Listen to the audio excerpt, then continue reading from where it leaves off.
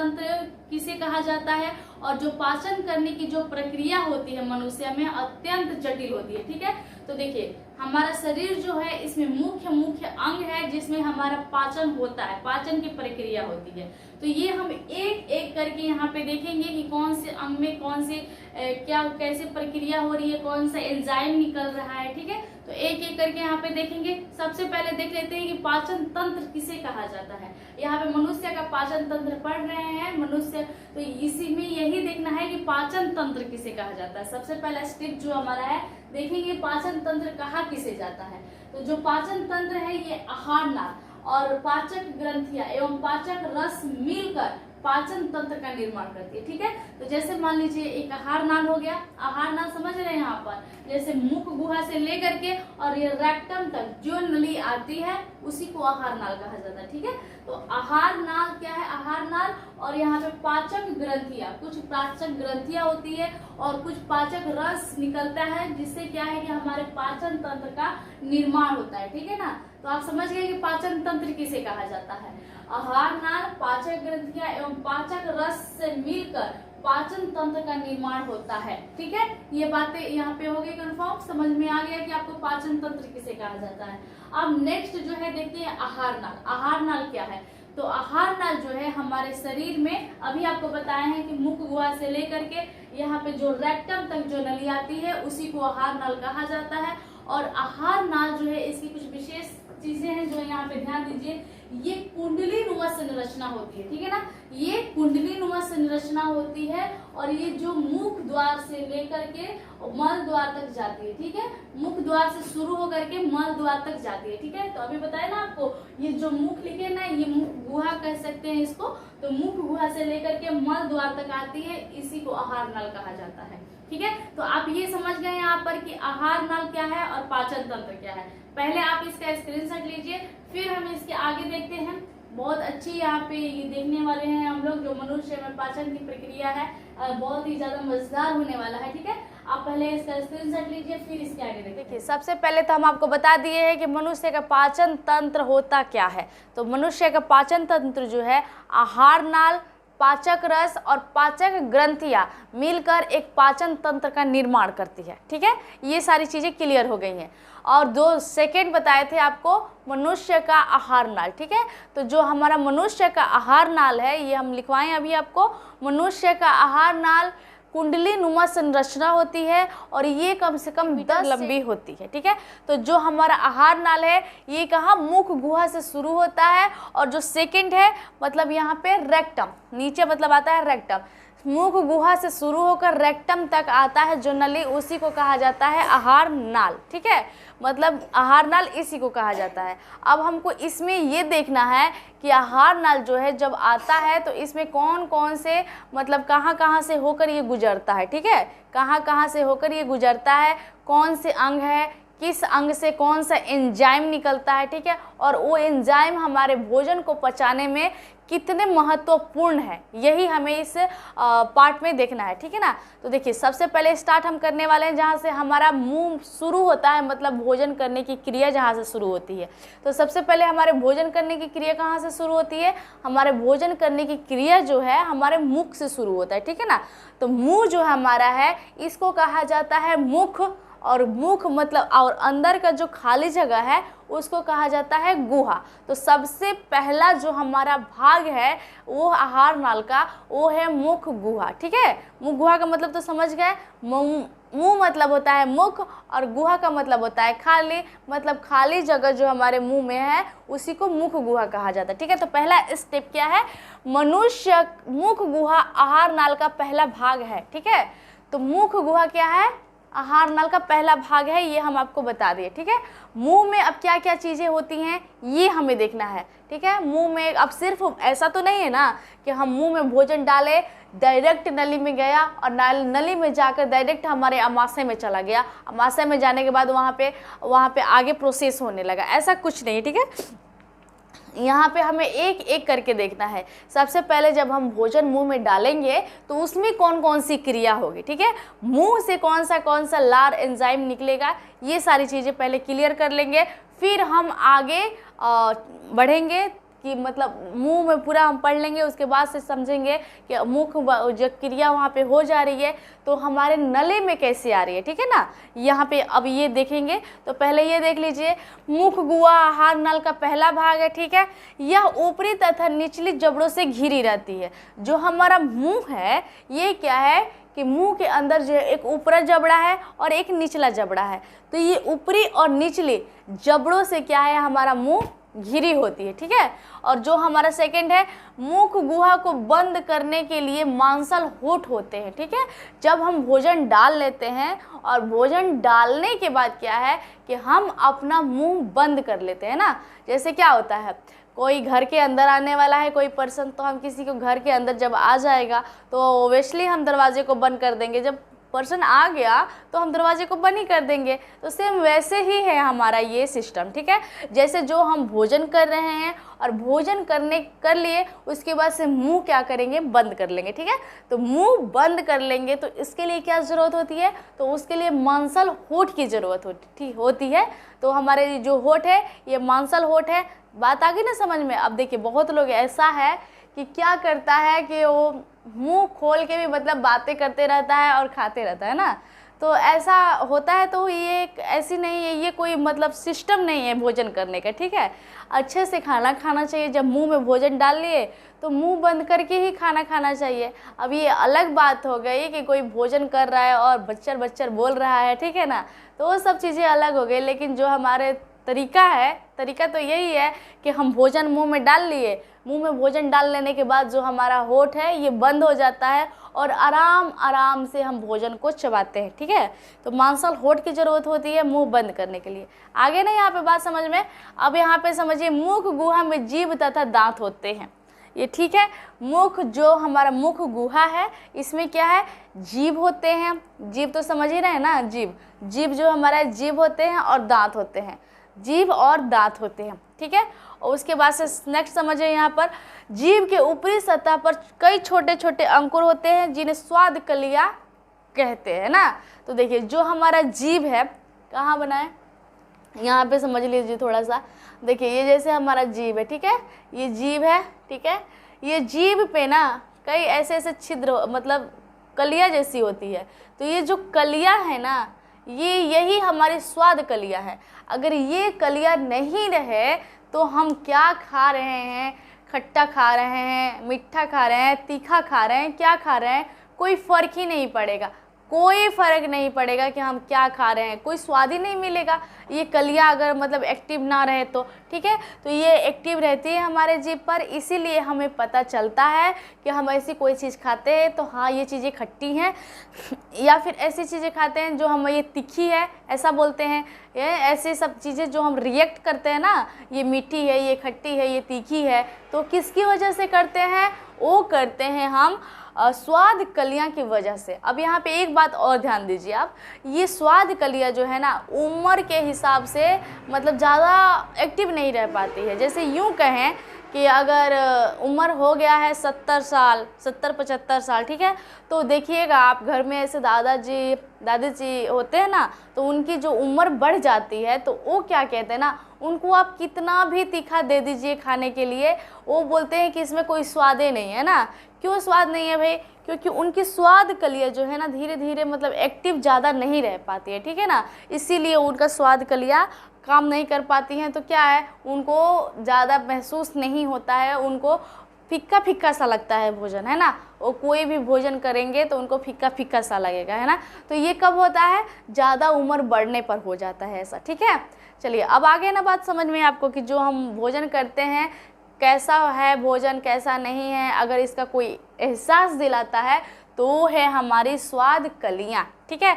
अब यहाँ पे समझिए कि मुख गुहा के ऊपरी तथा निचली जबड़ों पर दांत व्यवस्थित होते हैं, ठीक है। ये अभी हम आपको बताए हैं कि जो हमारा मुख गुहा है इसके ऊपरी मसूड़े और जो निचले मसूड़े हैं, यही बात है ना यहाँ पर, मुख गुहा के ऊपरी तथा निचली जबड़ों पर, ठीक है। ये जो ऊपर का जबड़ा है और नीचे का जो जबड़ा है, ठीक है, तो इसी पे क्या है हमारे दांत व्यवस्थित है। ये तो स्वाभाविक है, आप खोल कर मुँह देख लीजिएगा, है ना, ऊपर दांत है नीचे दांत है जबड़ों पे, है ना। उसके बाद से अब नेक्स्ट देखिए यहाँ पर, प्रत्येक दांत के जबड़े मसूड़े से जुड़ा होता है, ठीक है। तो जो जबड़ा हमारा होता है ना प्रत्येक दांत के जो मसूड़े होते हैं वो जबड़े से जुड़े होते हैं। देखिए जब हमारे दांत के ऊपर क्या है, दांत के ऊपर हमारे मसूड़े दिखते हैं ना, तो वो मसूड़े जो हैं हमारे जबड़े से जुड़े होते हैं, अटैच होते हैं। ठीक है, आया ना बात समझ में। तो यहाँ पे हम बात कर रहे हैं अभी तो पर्सनली हम मुख के बारे में बात कर रहे हैं। ठीक है ना, मुख गुहा के बारे में बात कर रहे हैं कि मुख गुहा के अंदर क्या क्या चीज़ें होती हैं।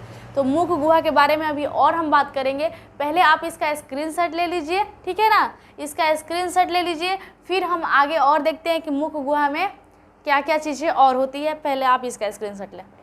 चलिए अब दांत के बारे में हम देख रहे हैं, मुंह के बारे में देख रहे हैं, मतलब मुख गुहा के बारे में देख रहे हैं कि मुख गुहा में क्या क्या चीज़ें, क्या क्या प्रोसेस होता है वहाँ पर, यही सब चीज़ें देख रहे हैं ना, सिर्फ अभी मुख गुहा के बारे में ही देख रहे हैं। ठीक है, तो देखिए मुख गुहा के बारे में बहुत सारी चीज़ें हम समझ लिए और बहुत सारी चीज़ें अभी हमें समझना है। ठीक है, तो मुख गुहा जो हमारा है ये पहले, उसके बाद सेकंड नेक्स्ट देखिए यहाँ पर दांत का वह भाग जो मसूड़े के ऊपर निकला होता है उसे शिखर कहलाता है। ठीक है, तो दांत के बारे में हम देखे थे, तो दांत का जो वह भाग है जो मसूड़े के ऊपर होता है, ठीक है ना, ऊपर निकला होता है, उसे शिखर कहलाता है। तो आप ये समझिए कि मान लीजिए कि ये हमारा एक दांत है। ठीक है, ऐसा दांत होता है ना, मान लीजिए कि एक हमारा ये दांत है। तो दांत अलग अलग प्रकार के होते हैं, 4 प्रकार के दांत होते हैं, उसको पढ़ेंगे हम। ठीक है, तो ये मान लीजिए हमारा दांत है, तो ये दांत का ऊपरी भाग है ना, इसी को कहा जाएगा शिखर।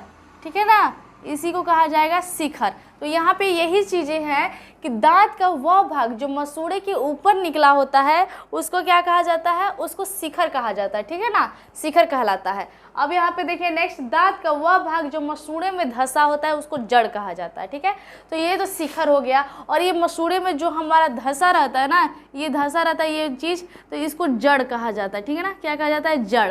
ठीक है, ये जड़ है। और जो बीच में होता है, और जो बीच में होता है उसको क्या कहा जाता है, तो ये और बीच का भाग को ग्रीवा या गर्दन कहा जाता है। क्या कहा जाता है, बीच का भाग जो होता है उसको ग्रीवा या गर्दन कहा जाता है। ठीक है ना, ग्रीवा या गर्दन कहा जाता है, ये ब नहीं है, ब है।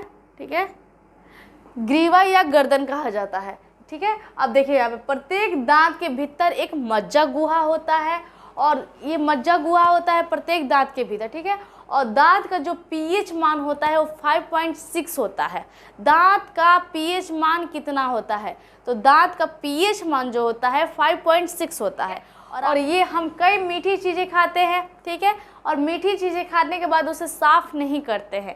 तो यहाँ पे बातें ये समझने वाली है कि हमारा दांत अस्थिक्षय क्यों हो जाता है। ठीक है, हमारा दांत अस्थिक्षय क्यों हो जाता है, तो दांत अस्थिक्षय इसलिए हो जाता है क्योंकि हम आपको ये बताए हैं कि जो हमारा दांत है ये अम्लीय है। ठीक है, 5.6 इसका पीएच मान है, और 5.6 इसका पीएच मान है, तो ये अम्लीय है। और अम्लीय होने के कारण ही क्या है कि दांत हमारा अस्थिक्षय हो जाता है। ठीक है, मान लीजिए कि कोई हम मीठी चीज़ें खाएं, मीठी चीज़ें मतलब समझ ही रहे, चॉकलेट वगैरह, अगर हम उसे खाएं और उसको खा लेने के बाद क्या होगा कि खा लेने के बाद क्या है कि ये चीज़ें हमारे दांतों में चिपक जाती है।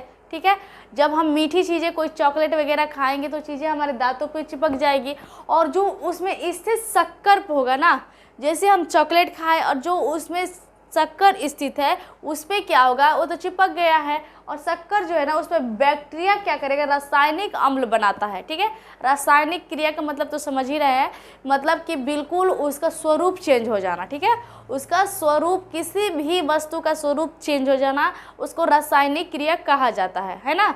तो देखिए जैसे इसमें स्थित शक्कर पर बैक्टीरिया रासायनिक अम्ल बनाता है, शक्कर से क्या हो गया, अम्ल बन गया, तो इसका स्वरूप बिल्कुल चेंज हो गया, तो ये रासायनिक क्रिया हो गया।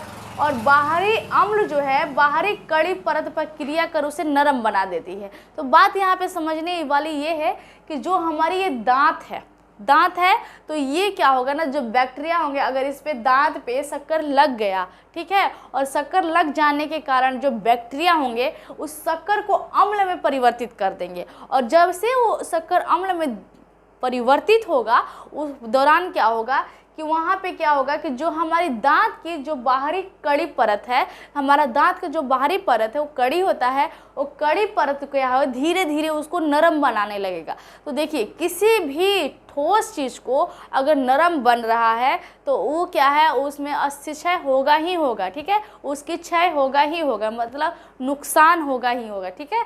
तो उसको नरम बना देती है और उस स्थान पर छिद्र बन जाता है। जब वो चीज़ें, जब तक वो ठोस अवस्था में रहेंगी आसानी से छिद्र नहीं बन सकता है ना, जब तक वो ठोस रहेगा आसानी से छिद्र नहीं बन सकता है। लेकिन अगर वो चीज़ें बैक्टीरिया क्या करेंगे, शक्कर को रासायनिक अम्ल में परिवर्तन करके क्या करेंगे कि जो दांत का बाहरी कड़ी परत होता है उसको ठोस से क्या करेंगे, नरम बना देंगे। और जब नरम बन जाएगा, कोई ऐसी चीज़ें नरम बन जाती है तो उसमें आसानी से छेद हो जाता है, ठीक है ना।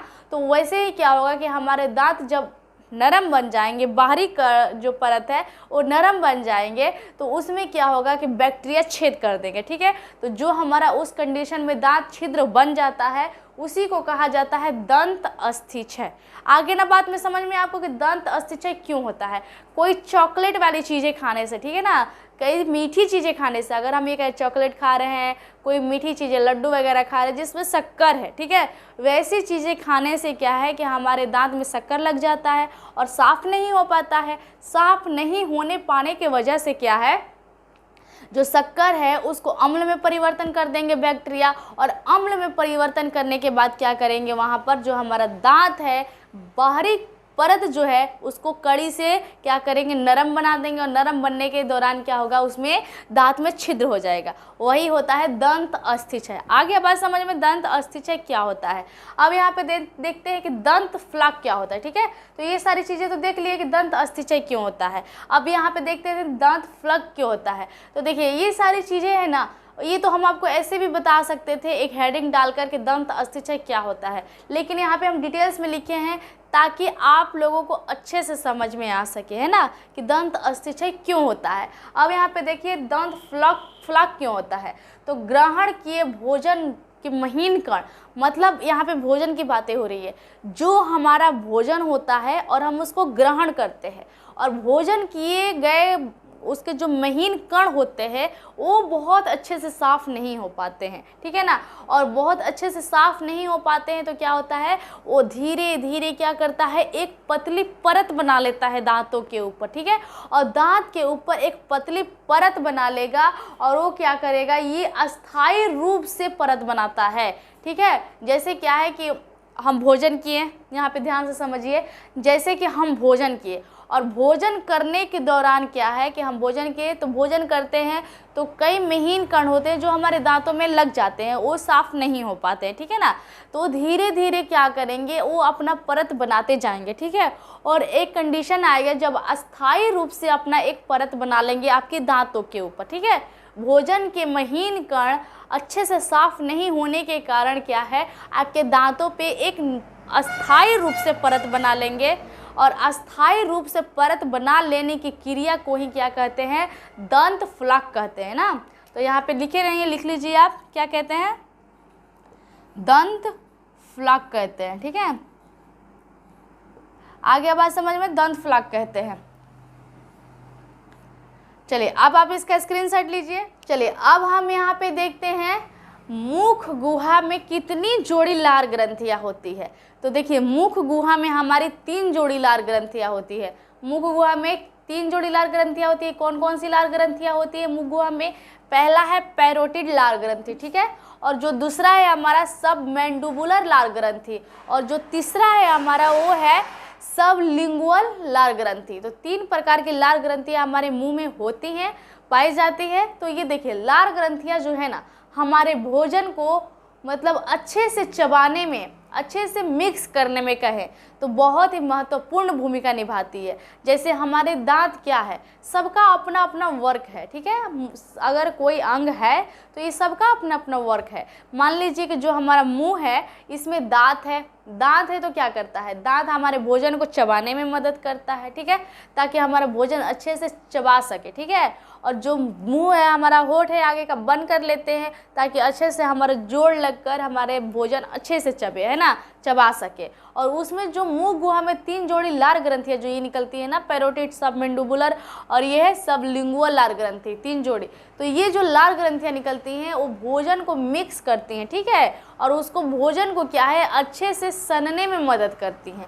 ऐसे सपोज दैट कि आप मान लीजिए कि अगर सीमेंट है और बालू है, ठीक है, तो सीमेंट और बालू आप कितना भी मिक्स कर लीजिए अच्छे से मिक्स नहीं हो सकता है जब तक आप उसमें पानी नहीं एडजस्ट करेंगे, डालेंगे उसमें, तो क्या है वो अच्छे से ले ही नहीं बन सकता है, अच्छे से उसका वर्क नहीं हो पाएगा, है ना। तो वैसे ही है हमारा भोजन।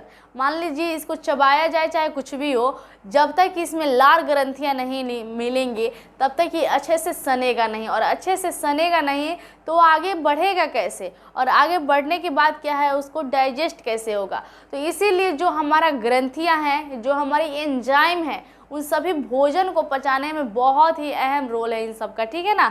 तो समझिए यहाँ पर 3 जोड़ी लार ग्रंथियाँ पाई जाती हैं, आप बता दिए यहाँ पर, ठीक है। अब यहाँ पे देखिए कि मुख गुहा का पिछला भाग जो है, अब यहाँ पे भोजन हमारा क्या होता है सन जाता है, और सन जाने के बाद अच्छे से चबा लेने के बाद वो अब नीचे जाता है, ठीक है ना। नीचे जाता है तो कहाँ से नीचे जाता है, तो मुख गुहा का पिछला भाग जो है उसको ग्रसनी कहलाता है। क्या कहलाता है? ग्रसनी कहलाता है। और ग्रसनी में क्या है कि वहाँ पे 2 छिद्र होते हैं, ठीक है ना, उसमें 2 छिद्र होते हैं, ग्रसनी में 2 छिद्र होते हैं। कौन कौन सा होता है? पहला है निगल द्वार और दूसरा है कंठ द्वार, ठीक है। तो निगल द्वार का वर्ग क्या है और कंठ द्वार का वर्ग क्या है, यहाँ पे समझिए। जो निगल द्वार है ये आहार नाल के अगले भाग ग्रास नली में खुलता है। तो देखिए जो हमारा भोजन है जो वहाँ बहुत अच्छी तरीके से सन गया है, उसको चबा लिए हैं, तो वो भोजन अब हमारा कहाँ जाएगा? अब वो भोजन हमारे डायरेक्ट ग्रास नली में जाएगा, ठीक है ना। ग्रास नली समझ रहे हैं ना आप लोग? ग्रास नली में जाएगा। ग्रास नली में जाने के दौरान क्या होगा, वहाँ पे 2 द्वार होंगे, एक होगा निगल द्वार, दूसरा होगा कंठ द्वार। 2 द्वार होंगे और दोनों द्वार में से क्या है उसका जो पहला है ग्रास नली में खुलता है, ठीक है। आहार नाल के अगले भाग ग्रास नली में खुलता है, निगल द्वार। तो निगल द्वार में ये जाएगा भोजन, ठीक है, निगल द्वार में गिरेगा और निगल द्वार में गिरने के दौरान क्या होगा, ये चला जाएगा ग्रास नली में, ग्रास नली में चला जाएगा भोजन। और जब ग्रास नली में खुलता है तो ग्रास नली में जाएगा वहाँ पे, तो उसके बाद से हम उसका प्रोसेस है कि वहाँ पे भोजन डाइजेस्ट होता है। तो देखिए ग्रास नली में भोजन डाइजेस्ट नहीं होता है, ठीक है, वहाँ पे सिर्फ जाता है। अब वहाँ सिकुड़न शिथिलन की क्रिया होगी जिसको संकुचन कहा जाता है। इस सारी चीज़ें हम आगे देखेंगे, ठीक है ना। अब यहाँ पे नेक्स्ट समझिए कंठ द्वार। कंठ द्वार जो है वो कहाँ खुलता है? कंठ द्वार खुलता है श्वास नली में खुलता है। जो हम सांस लेते हैं वो श्वास नली में खुलता है। तो देखिए यहाँ पे माना ये है कि यहाँ पे 2 प्रकार के क्या है कि अगर कहा जाए कि गेट है एक प्रकार से, ठीक है। तो एक है निगल द्वार जो रास्ते भोजन चला जाता है, और एक है वहीं पे द्वार जिसको कंठ द्वार जो श्वास नली में चला जाता है, जहाँ से हम सांस लेते हैं। तो देखिए अब इसके आगे का जो प्रोसेस है, ठीक है ना, आगे का प्रोसेस जो है निगल द्वार है, कंठ द्वार है। अगर मान लीजिए कि वहाँ पे अगर गलती से निगल द्वार बंद हो जाता है और कंठ द्वार में अगर जो श्वास नली में खुलता है जो कंठ द्वार, अगर उस टाइप पे भोजन चला जाए या फिर उसको कंट्रोल कौन करता है, ये सारी चीज़ें हम नेक्स्ट वीडियो में देखेंगे, ठीक है। इसमें तो आपका भी दिमाग लगेगा ख़राब होने, है ना। तो अच्छे से पढ़िए, थोड़ा थोड़ा पढ़िए, आराम से पढ़िए, मज़े ले लेकर पढ़िए, है ना। तो इसमें ही इंटरेस्ट है। तो ये तो समझ गए। हम नेक्स्ट वीडियो में देखेंगे कि कहाँ हमारा जो निगल द्वार है और कंठ द्वार, तो ये समझ गए कि निगल द्वार कहाँ खुलता है और कंठ द्वार कहाँ खुलता है, ठीक है। सिंपल सी चीज़ें ये आपको दिखा दी यहाँ पर। ये आहार नाल के अगले भाग ग्रास नली में खुलता है जहाँ से हमारा भोजन जाता है, उसके बाद से अमाशय में जाएगा, ठीक है, हमारा भोजन वहाँ डाइजेस्ट होगा। और कंठ द्वार तो समझ ही गए कि जो श्वास नली में खुलता है, श्वास नली में खुलेगा तो वहाँ से क्या है हम सांस लेंगे, ठीक है, तो श्वसन की क्रिया होगी वहाँ पर। तो ये सारी चीज़ें देख लिए। अब हम देखेंगे कि आगे जो हमारी पतली परत की पट्टी होती है जिसे एपिग्लॉटिस कहा जाता है, इसकी कहानी बहुत ही ज़्यादा इंटरेस्टिंग है, बहुत ही ज़्यादा मज़ा आएगा पढ़ने में उस चैप्टर को, उस चैप्टर को नहीं, उस टॉपिक को, ठीक है। तो ये पहला ही हम टॉपिक पढ़ रहे हैं जिसका नाम है जैव प्रक्रम। अभी ये ख़त्म नहीं हुआ है, तो इसका स्क्रीनशॉट लीजिए।